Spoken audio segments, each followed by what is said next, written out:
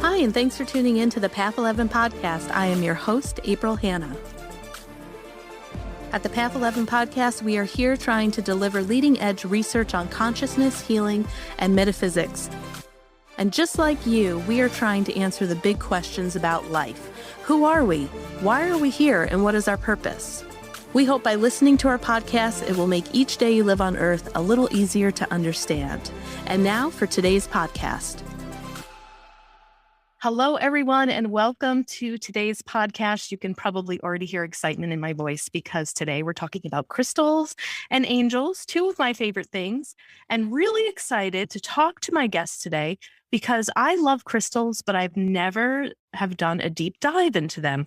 They are in my house, they're in my office, they're outside in my yard. You might be the type of person that I am, that anytime you go into a metaphysical boutique or shop, you head right over to the crystals and you feel them out and you know that one picks you and you buy it and you bring it home. So I am really excited to bring you Kathryn Hudson. She is my guest today, and she is a certified angel therapy and crystal healing practitioner and teacher. Like myself, she's also a Reiki Master teacher. And Kathryn writes, speaks, and teaches all over the world on opening up to the spiritual side of life. She lives in France and the United States. Her two books that she has authored are now coming out in English. She had mentioned to me that they were, I guess, in French first. So now they're coming out in English. And her newest book is Discover Your Crystal Family, Working with Stones and Their Angelic Messengers. So we are going to learn today the connection between crystals and archangels that she works with. We're going to learn about more, but that's what I'm really interested to talk to her about. So Kathryn, welcome to the Path 11 podcast. Thank you so much for having me, April. Just one little correction. I actually have my fifth book coming out in French. English is catching up. So I've got the book on angels that came out, and this crystal one I'm very excited to talk to you about and really dive into it with you this day. But they keep flowing. That's awesome. Well, congratulations. And, Thank you. It's got to feel really good to have them out there and, people reading them and buying them and just getting to connect with the crystals in the angelic kingdom. So how did you become connected to the crystals and the angelic kingdom? Because it's interesting. I speak to so many different healers all over the world, but certain things draw certain people. Not everyone wants to work with angels. You even mentioned that in your book. Like you may not be connected to them, but here I'm going to talk about them anyway and, take what you like, leave the rest. Yeah. So how were you drawn to the crystal kingdom and the angelic kingdom?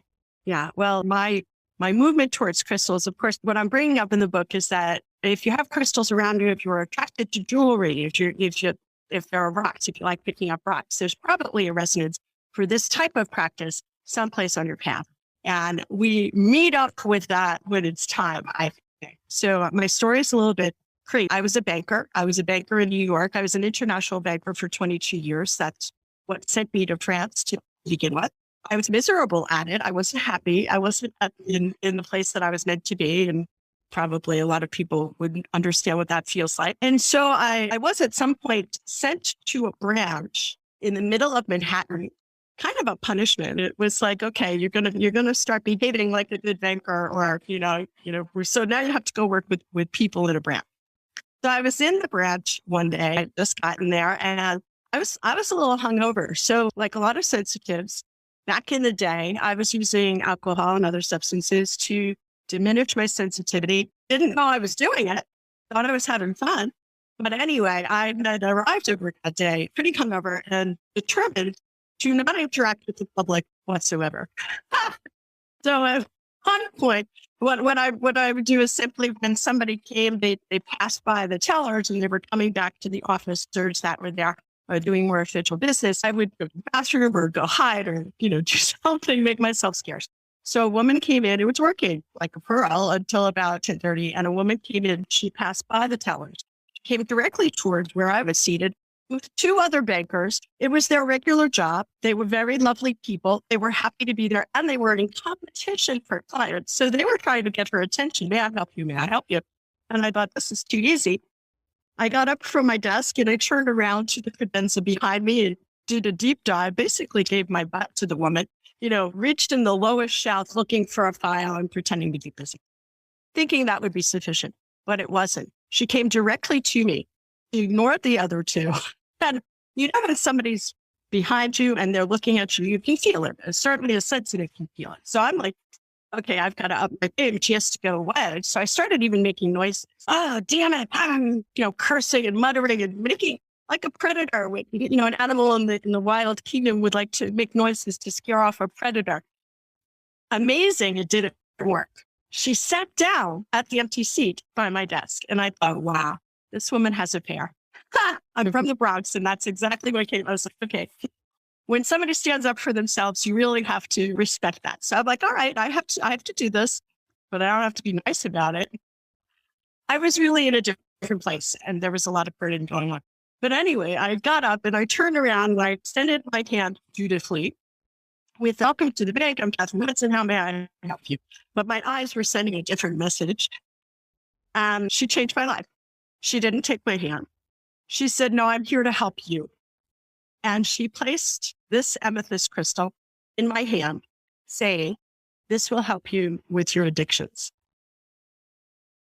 I've been telling this story for 20 years now, almost 20 years. And every time it gets me. I looked down and my head was racing. And, back then, it was like 98 or something. There weren't a lot of crystals floating around. It wasn't quite, what we have today. So I was looking at him, my head was racing. I never was at a loss for the right singer to come back to somebody who had, Bronx raised, it goes with the territory. So finally, ding, she's trying to sell it to me. That's all I could come up with. Lifted my head to tell her off, excuse me, ma'am, we're serious here, this is it. And she was already at the door. So a woman I never saw before and never saw after came into the bank right across from Grand Central Station in the middle of Manhattan to deliver a crystal and a message to a banker that, was maybe not ready even to hear it yet. But of course I was. So as you can imagine, well, at first it scared me. I was like, what the heck is this? I put it in the drawer and then take it out and look at it. But as time went on, I softened with regard to it. And of course, undertook at some point eventually a studies. I started to study, read every book I get my hands on, meet with teachers that were teaching. I was studied with the best teacher in France. I studied with a great teacher here in the States. To be filled with other people's experience until such time as it was integrated within me. And I began using it in the work once I wasn't a banker anymore. Yeah.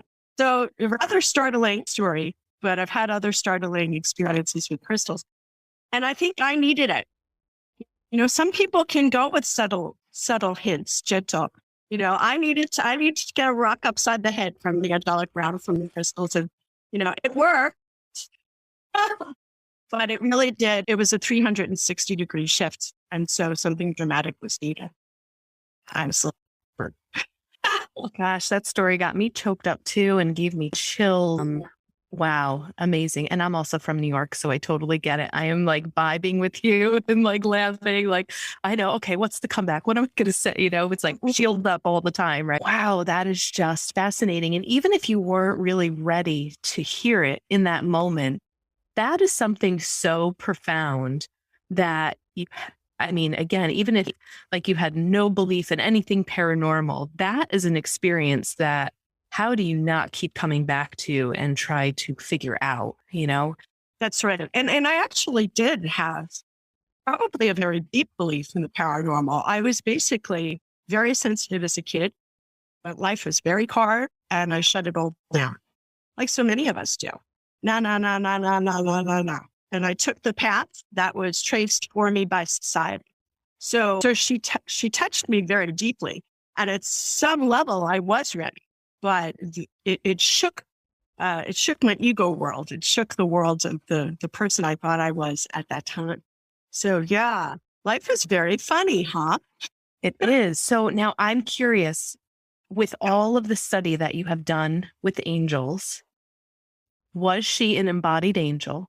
Was she an earth angel? And do you have any idea if that presence that was there was any of the archangels that you work with. I know you work with 15 certain ones, and just curious, because sometimes they'll say, I mean, I've heard so many stories about Archangel Michael, right? And how he'll show up and help people like on the side of the road with cars. And so many people have like these stories where this person appears and then they disappear.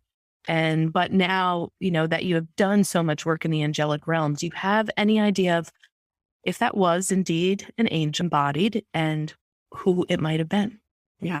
So, of course, this is a question that had worked on my spirit. I'm speaking French in my head. That's crazy. That I have given a lot of thought to.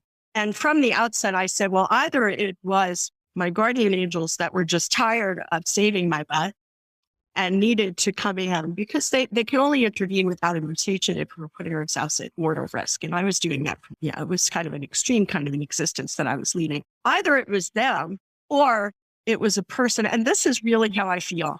I feel like this is a person whose channel was so clear that she came in, she did what she had been prompted to do, and then she left. So yeah, definitely. Michael, I've had interactions with Michael, and in fact, I'm holding an angel party online with him on Sunday. That's a very particular energy. And in retrospect, you're right. I would recognize it now. But I think that it was a person like you or me, but someone whose channel was so clear that she was willing to change the life of somebody else. And I don't know, well, I kind of know about you because you do it every day with your podcast. You're out there really bringing light into the world. We're prompted, we're inspired, and we act. And I wanted to be just like her. I was scared, but I wanted to be like her. That's the ideal for me, to be a transparent channel, to act on promptings, to not think twice about it, and not let the objectives or the obstacles that somebody might lay in my path, because I didn't make it easy for this person, not let anything get in the way. So I really do feel, though, that in that particular instance, if my guardian angels were present, but this was a human person that was sent. And the reason they did it that way was to let me know how effective a human person can be, to inspire me to move more freely in these domains.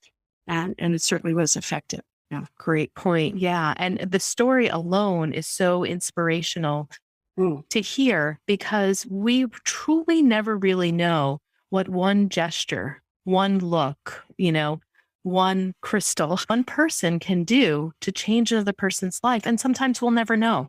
We'll never see it, but it's such a beautiful story. So let's go into the crystal that she gave us. Okay. And it's an amethyst, you had said.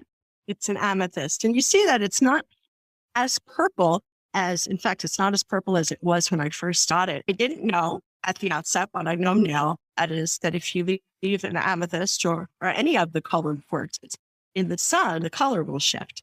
Now, this became almost white before I figured it out. And then it's actually becoming purple, which is pretty cool. I didn't know that they could. It's logical, isn't it? Because they're very much alive. And so, yeah, it's becoming more purple. And if you can see inside, you have the point, and then you have the echo of the point. So it's a phantom. And a phantom crystal always, it's logical, isn't it? It's always about growth. It's always about spiritual growth. So I didn't know any of that, of course, when I was staring at this rock in my hand, but we spent a lot of time together. So, and in fact, you'll see pictures of this rock in my crystal book. All of the stones in the book are mine. So my family. I think I'm theirs rather than them being mine, so to speak, but they're my crystal family. Mm-hmm. Yeah. Well, I always look for metaphors too. And, when you're talking about how the amethyst is changing color, it almost makes you think like, right, the crystal is working for you. It was mostly purple. You put it in the sun, you put it in the light, and it cleared, becomes more white. And that could be a metaphor of showing your clarity and the light. And then the purple comes back, but the purple comes back cleared. The purple comes back with the light. Right. Yeah, that's beautiful. Thank you for that. It never crossed my mind. So this is already an enriching experience spending time with you. Well, thank you so much. Yeah, you're welcome. That's amazing. All right. So you have also, what I loved about your book it's kind of great for somebody like me because I'm like, oh, okay, I'm not too overwhelmed by it. We kind of have these 15 crystals. There's just great like charts in there, and you make it very simple, easy, quick. It's like, okay, here's the archangel. This is what the stone is. This is what the stone does. Here are the properties. It kind of like a little bit of an encyclopedia, and really fun because I love to work within the chakra system. So, when you had picked crystal, teaching people how you can use them with a chakra clearing. And so I was wondering if you want to go over just a couple of highlights of the main crystals that you highlight in the book and that you work with, and how those work within the chakras. And then maybe we can also tie in to pull up the diagram. I took a little screenshot of it because I read the PDF version of the book. The stone, the archangels, and the quality. And of course, I was trying to find my two favorite angels that I work with a lot in there. And I was like, oh, well, that makes sense why I have a lot of those crystals of that nature. So let's start with you kind of educating us about some of the main crystals. That would be great. Now, I actually turned directly to the back where we go kind of deep dive with each of the stones. But I want to speak to the page that you're on. Where are you in my book? Oh, it was a page, I think it was 122.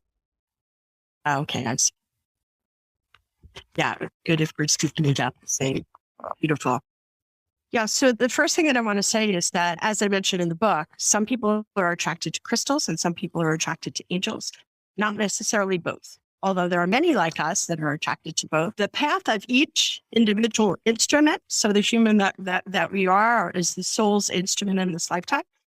Our path is seated, and we're attracted to that which we're meant to be working with. So if we have soul contracts with the crystal realm or the angelic realm, we don't necessarily have them both. So the book is really geared towards people that are interested in crystals, whether or not angels are an attractor for them. But I can't write a book without talking about angels. It's just not possible. I love it. I love it.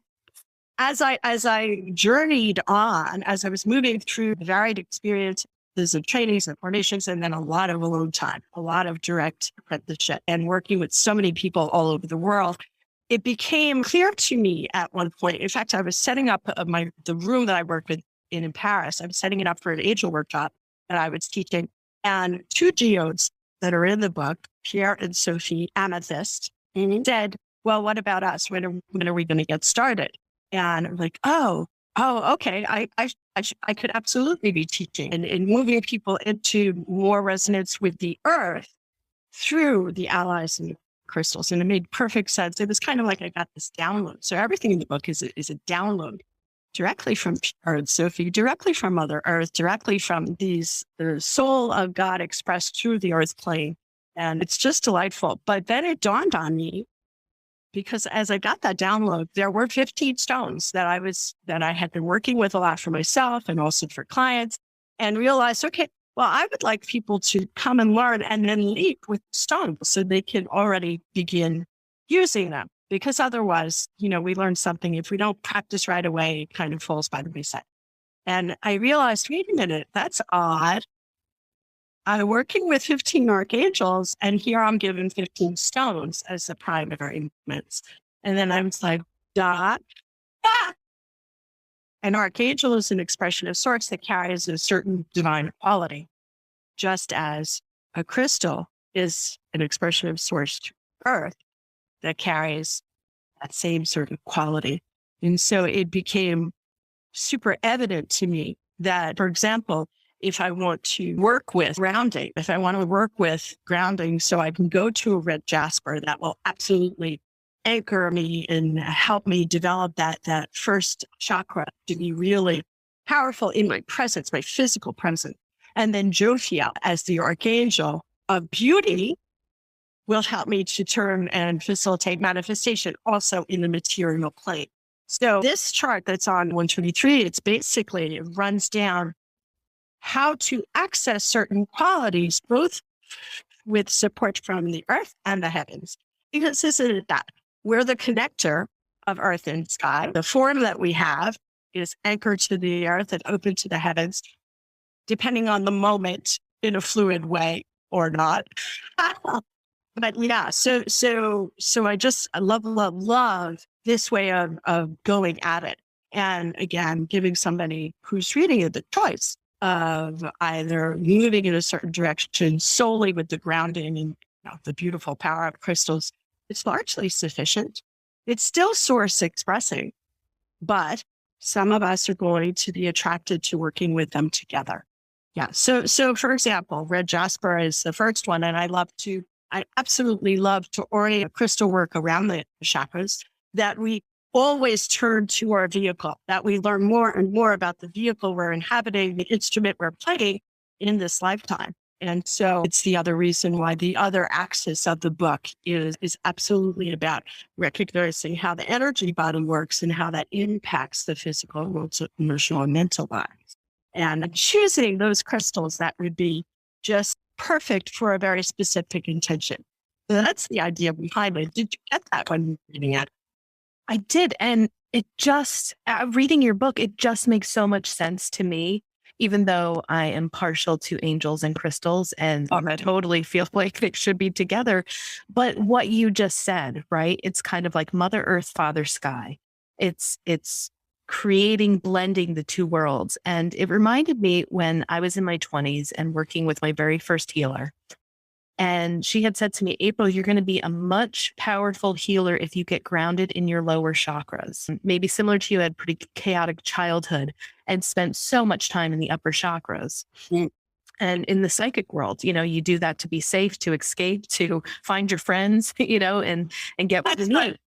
And I was afraid at first because I thought if I dropped into earth, because, well, could I really trust the mother, right? Could I really trust the Mother Earth to hold me? Like my teacher was telling me, I was afraid I was going to lose my psychic ability. I was like, I don't want to come out of the third eye. I don't want to come out of the crown. Like, I like it there. It's easy to access. But she was so right. So I love that you are blending the two, because there really is something very powerful in being a sensitive person, an intuitive, a psychic, whatever, you want to call all of those skills per se, that we have. But when you get grounded in the earth, in those lower chakras, you now have fuller access. Like you said, that woman who came in, that was that clear channel, and love it. So it makes so much sense to me with what you're talking about and what you're saying and what you're doing. And I think it's beautiful to bring those two elements together to help people heal. Mm-hmm. And how important, I imagine that you, like I, meet many people. A lot of people come to me, they have this opening already to the highest, feel alienated by the world that calls them too sensitive and, they don't really find their place in it. And the idea is to, and think that it's a detriment to have this sensitivity. And or they're not able to use it to the benefit of their path because they're just not anchored enough. And navigating the troubled waters of the earth is hard enough, when you're not sensitive. So what I like to bring out, and I know that you know this, and it's absolutely that, once we're rooted and anchored, the power takes on another breadth. It becomes more vast. We are shifting and changing things we don't even know that we're touching. Mm-hmm. But we're stable in it.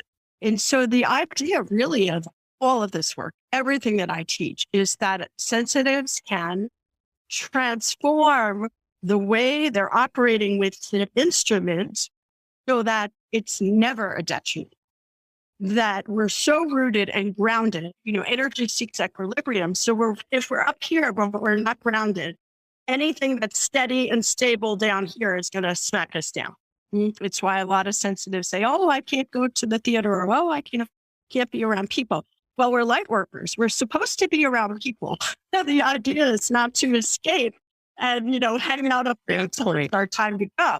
So the urgent invitation that I like to do in all that I teach is getting people to come into their body, maintaining that. Absolutely. In fact, it will be broadened and strengthened and clarified.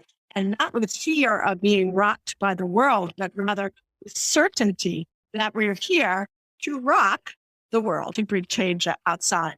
Yeah, so I'm a little passionate about this. Maybe you can tell. Yeah, and I love that. I wrote down energy equals equilibrium. I love that. That, again, energy always seeks equilibrium. It's another way of looking at the law of attraction. Mm-hmm.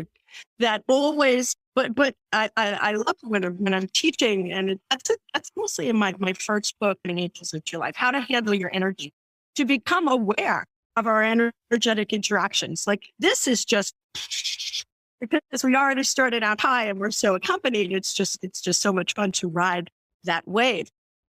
But every single day, we're going to have some people with whom we're uplifted or we're uplifting, and other people, your audience will have people who just take the wind out of your sails and you're brought down.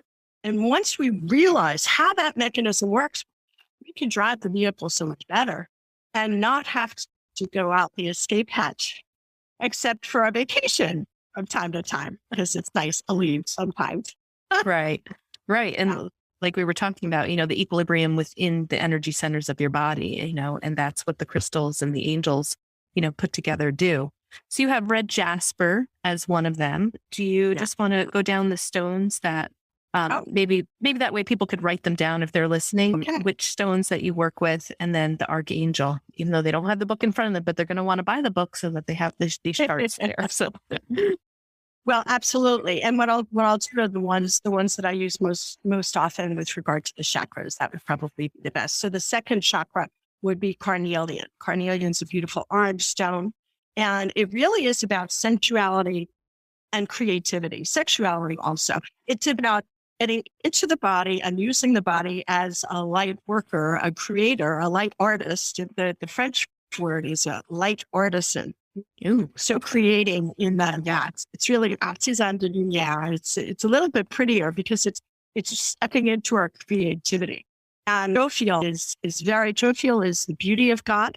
And so creating beauty, creating consciously, manifestation happening at a clear level. Yellow calcite looks like the sun. And effectively it's for our solar plexus. How comfortable am I shining my light in the world? And so how powerful am I in my daily movements? And so it's all about power. It's about divine power. In the movement here, it's about personal power. So specifically with regard to what we were just talking about, the capability of a sensitive to step into the power that is right at the flip side of that coin. And so Archangel Haniel is there for sensitive. Archangel Haniel is there. It's kind of like the energy of the moon. Sometimes we see it full, sometimes it hides, respecting our rhythms, but knowing that the fullness, the power is always there. So that's an excellent ally at that point. For the heart, I love to use green fluorite. There are so many heart stones, of course. Of course. And we are another one, the pink quartz, rose quartz. But the green fluorite I love, because fluorite in general is an excellent stone for the times. It's a stone that invites us to put the head at the service of the heart. So flip upside down what the world's taught us from the beginning. And so specifically concentrating our decider point, our GPS, our compass at the heart level instead of the head. That we reopen the heart, because the real pandemic here on the planet is our hearts are closed. Human hearts are closed to each other. Even people we love, we're kind of like defending, energetically. And so the idea is that helps us to really center our power in the heart and move forward in that way. To the sorry, I did that, but I couldn't help it. The throat chakra. So how able am I to speak my truth? With whom can I speak my truth? Noticing with this person, I'm more comfortable. So how can I transform things so I get to the point where I'm comfortable speaking my truth, no matter where it falls, no matter who I'm with? And so, boy, is that so important, especially I would imagine most people that are in your audience are like, or so for us, if I dare say, effectively, really, really important, not having to hide. And so often at the outset, our voices were maybe taken from us. And that's not an accident, but we will go into that another time. So this is a huge healing. And divine healing, Archangel Raphael, divine healing for me is a realignment with the highest, a realignment with the truth. And sometimes that brings about, of course, physical healing or emotional healing, mental healing, absolutely. But the most important driver of it is a realignment of the soul that we are, with the truth of who we are, with our light, with our love. And so Raphael, absolutely, for that heart healing, is just, bringing us back to the truth that we are love, the truth that we do love, that we're made to love. So it's the alignment with the highest. Yeah. So I'm sorry, I stepped back to the heart. For the throat, there's an archangel called Sandalphon. Sandalphon is the archangel most connected with music, and very, very good ally for helping us to take back our voice and find a newer capacity to speak and communicate with love, but truly and truthfully. So being this authentic. So thank you, Sandalphon. For the third eye, the movement would be amethyst. And while amethyst is, of course, beautifully and often associated with Michael, there's never one archangel. The ones that I'm talking about here are suggestions with a very particular bent, remembering that an angel or an archangel is an expression of source. They don't get upset if you use the wrong name. That was good. And it's all expressions of the same sort. So there's a unity behind that. What we're accessing are particular qualities. And it's almost as if the way I feel it is that we're here and we're stretching to the heavens and we're stretching to be in connection.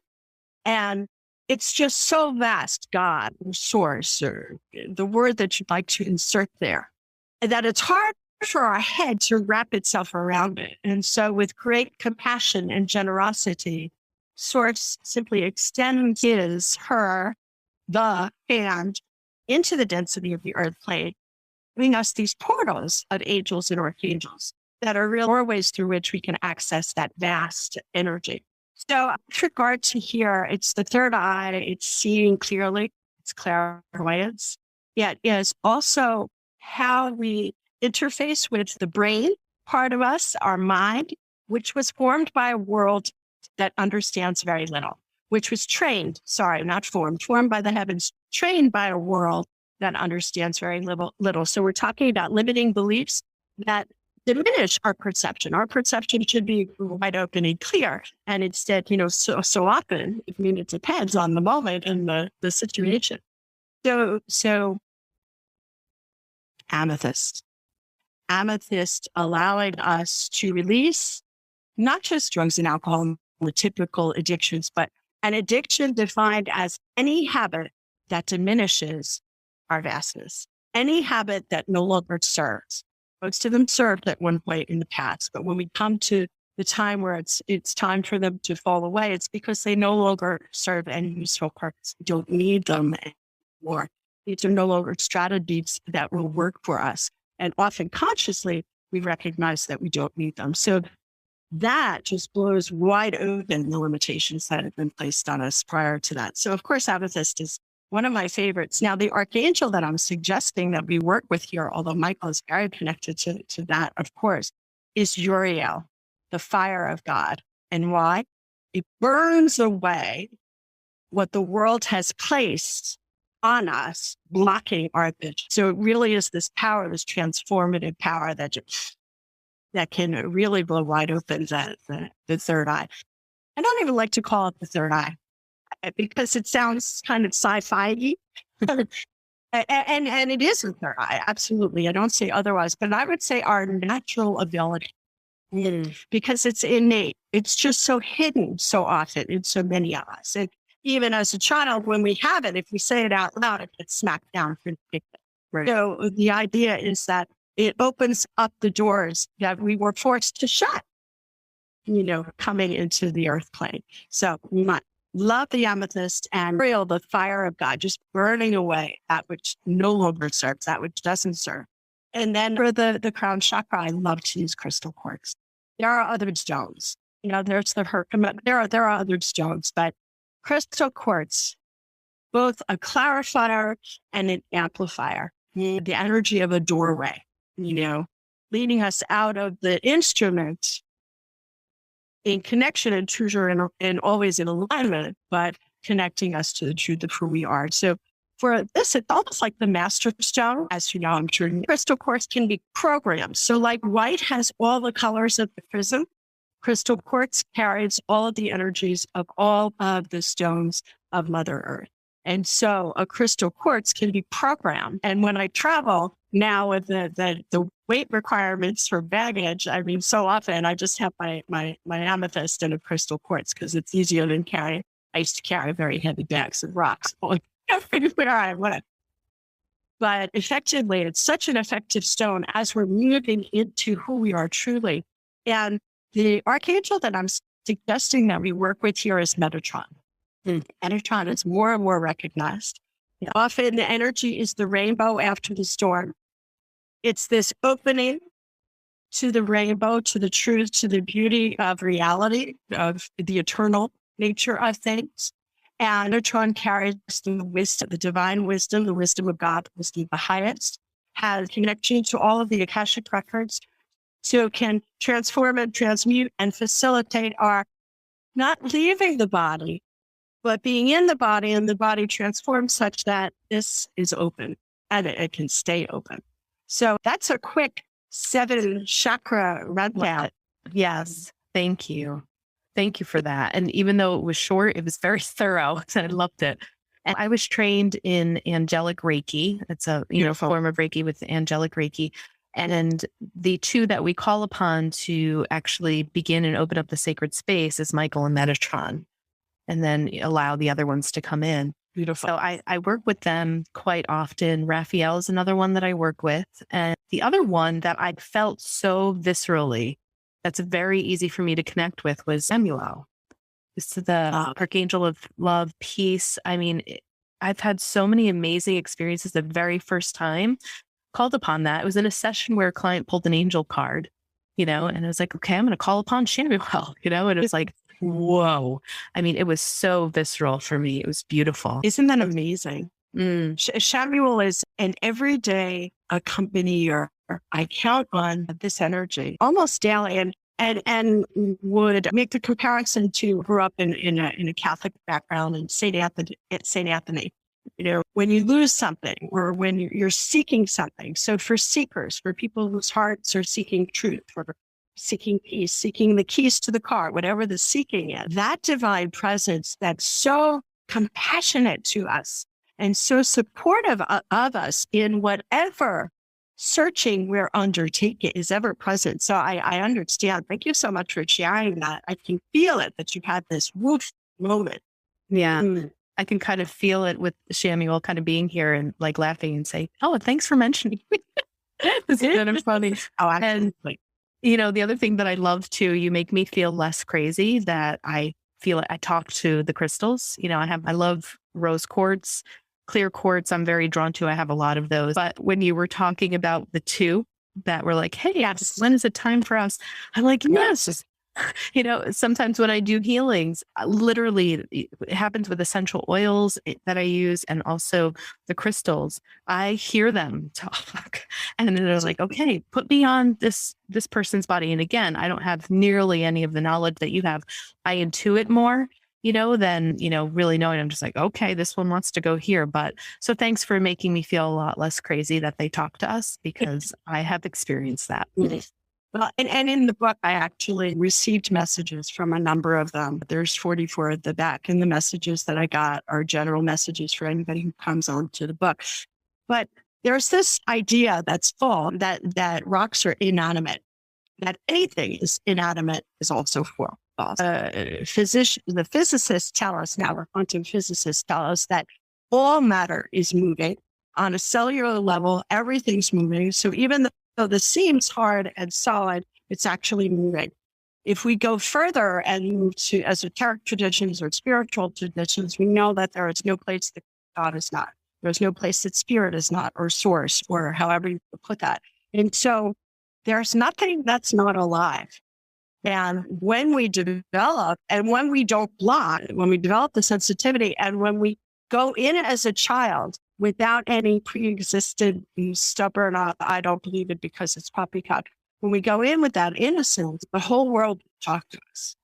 Yeah. Yeah, but you don't say it to everybody. Discernment is very important. Very true. Very true. So maybe I know we're coming close to the end here, but I know that you give angel messages and you kind of do a daily 1 minute. Where can we find those? And tell me a little bit more about the angel messages. I'm not going to necessarily put you on the spot unless you want to be put on the spot. I don't know if you have an angel message for my podcast listeners or if you're able to, bring one up. But what are the angel messages that you do daily? So I had been getting pushed to do more online as my books are coming out from publishers, et cetera, and students. And I was resistant to it because I always say no. Well, in the past, I always said no before I say yes. Now I just say yes. But one morning I woke up and it was like, okay, let's go. And so that was September 6th, 2020. So for a year and a half now, I've been getting up every morning and I receive a message. The message is always for me, but it's also for anybody who's going to be drawn to look at it. So I do 1 minute in French. So if you see it in French, don't worry. I also do 1 minute in English. And I put it on Instagram, my Instagram account, Kathryn Hudson 1, and also on my Facebook author page, basically as a thread so that we kind of walk the path together. And when you said a message for those gathered today, the message of this day came up, and the message for this day is a good example. It's find your tribe. Surround yourself with those who are like you, with those that are resonating at the same frequency, like we're doing right here. Why? It's not so that we reject those that are not resonating at that frequency, but so that our instruments are filled up and with that vital, passionate energy, so that it spills over to others rather than having others drawing us down. So it's dependent on this idea of energy seeking it. So the messages are always ritual practice for the day. They're always simple. Sometimes they're funny. Often I'm laughing, but yeah, it's really helpful hints along the way and a way for us to walk together. One of the reasons I started doing angel parties and things like this, now I do them online, but it's because sometimes you can feel alone on the path, especially at the outset. And even later on, when you have your posse, it's nice to be gathered together and see that there are more people, quote unquote, like us. More and more are waking up every day. So that's where the angel messages came from, and they come every day. Sometimes there are archangels speaking, but always it's uplifting, sometimes challenging, always fun. Yeah. So maybe I will see you there. Wonderful. I think what would be really fun and cool if you don't speak French is to watch the French one first to see if you can intuit a feeling or get a sense, and then go and watch the English. That's what I would like to do. Oh, that's so fun. And get the energy before you have the words that are put onto it. Exactly. Because it is absolutely a trip. Thank you for saying that. I've never said this before. It's absolutely an energetic transmission.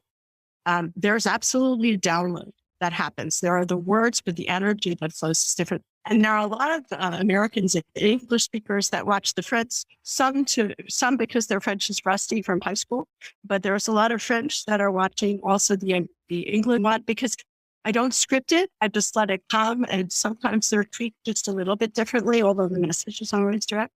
So that's so much fun. Thank you for bringing that up. There's a richness that's coming from you, and I'm learning from you today. Thank you. No, you're welcome. Well, this was so much fun.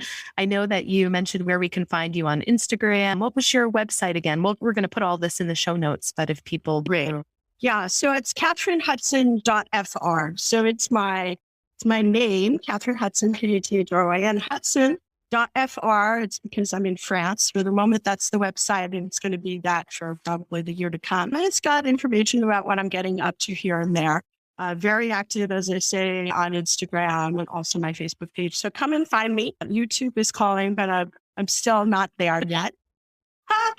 And here I am. So thank you so much for having me, because these interactions are just magical. And I appreciate so much the work that you're doing in the world and the light that you're shining up into really everywhere. Oh, thank you, Kathryn. I appreciate your light too. And so the angel message today is to find your tribe, find the people in your tribe. And we are welcoming in Kathryn Hudson to our Path 11 podcast tribe. So thank you. Nice to sit with you and be with a tribe member like-minded. And I hope you all enjoyed this. It went by so fast. And that's how you know it's like we're just so connected, into each other. So I hope you guys go out, purchase the book, follow her on Instagram, sign up for these angelic 1-minute messages. What a great way to start your day. And if you're in France, and are you working with people in person? If people wanted to find you, I work with people in person. So I'm doing sessions while I'm here in North Carolina. I'm headed up to New York in February. I'll do sessions there. And I'm teaching some Reiki in New York in February. And then afterward, back in France, I work with people either by video at a distance, or I work with people also live and in person. As you know, that's always a pleasure, but no less effective by video. So yeah, things have changed. COVID has forced me to grow. Yeah, same here. All right. Well, thank you so much, Kathryn. Thank you, everyone, for listening. I hope you take your angel message to heart. Find your tribe, find your people. And until next time, everyone, we will bring you another guest next week. Have a wonderful, blessed, angelic day. Thank you so much, April. Thank you.